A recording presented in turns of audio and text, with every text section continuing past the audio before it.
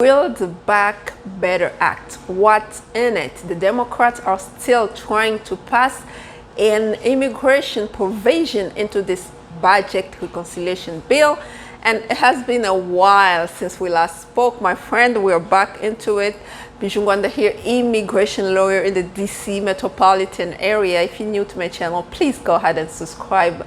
If you're not new, welcome back. Thank you for subscribing, and thank you for bearing with me while I was gone for a while, but I'm here to talk about immigration, the latest in immigration news.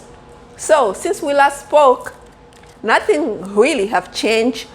We know that the Senate parliamentarians have been always trying to strike down any provision because, according to her, it doesn't fit any budget reconciliation language.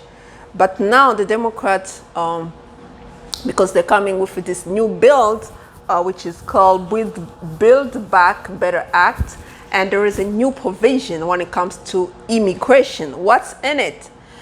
Must have been entered the U.S. before January 2011. So basically, that's the cutoff, right? Before January 2011. And what are they giving out? They're giving a 5-year parole and work authorization, humanitarian parole based on humanitarian reasons or public benefit. Really, it's not a lot, but at least it's something. If some people can actually get a travel document, because the travel document is included in this language, travel document to allow some people to go back home, reunite with family. But the problem is the people who will get it cannot really bring the family here, right? So that's why there are a lot of advocates are pushing for Democrats to go back to Plan A or Plan B. We remember Plan A is when they will give a pathway to U.S. citizenship for 11 million or 8 million, right? Dreamers, TPS holders, farm workers, essential workers. And if they can't do Plan A, they can do Plan B. Just update the registry. And according to this group of advocates, well, it's not up to the Senate parliamentarian to decide what goes on in the budget reconciliation bill. So basically, the officer can decide, the presiding senator.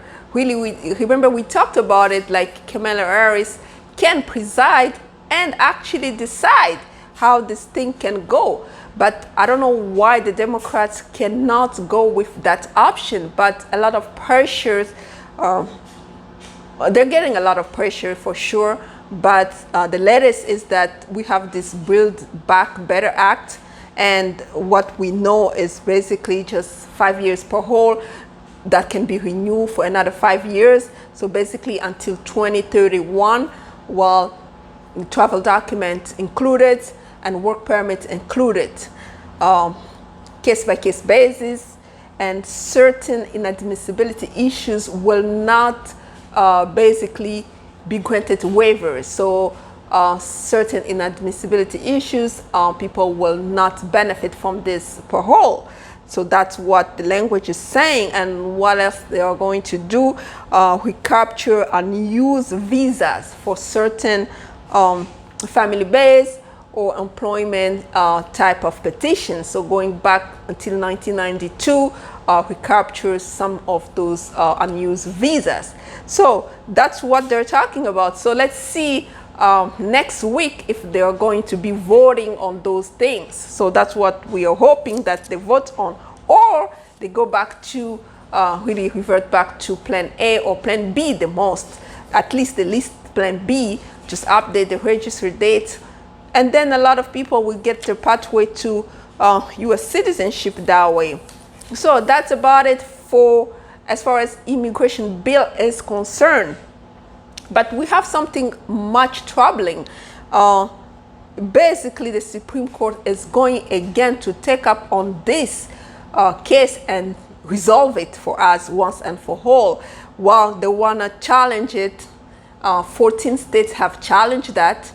Basically, what they're trying to say is that while the Biden administration does not have the power to rescind that public charge policy that President Trump imposed on us. Remember when Trump was in power, public charge policy was really enforceable, and a lot of people really did not get their green card based on public charge policy.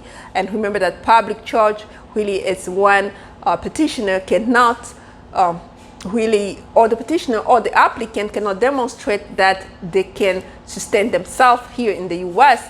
And if the income is really low and then they keep taking on public benefit, then eventually in the future they will become a public charge. So, and then Trump was really using this rule, and this rule hasn't been used since 1999. But when Trump was in power, he kept enforcing it, and unfortunately a lot of people missed the opportunity to get their green card. So now we have 14 states coming back again, and they want the Supreme Court to decide on whether the Biden administration has the power to rescind that policy. So basically, in other words, they want that policy to come back. And you will be here from the Supreme Court this month, because people will be making, lawyers will be making arguments across this, basically across both aisles, to lead the Supreme Court to decide for us once and for all. But this is really troubling, because if that public charge come back again to haunt us, it could lead to a lot of green card denial. So we don't want that to happen. But unfortunately, the Supreme Court has taken up upon this case, and they will solve it for us once and for all. So that's about it for immigration news. The latest, right? There's always a lot of news coming, going, but for today, those are the two newses that I had for you guys. We'll be back with more videos, especially substantive subjects. Okay, we'll be answering questions when it comes to your immigration case. My friend, I'm here back. You can call my office if you need a consultation. Consultation fee apply as usual to 2751-2180. Email on display. Until next time, bye-bye.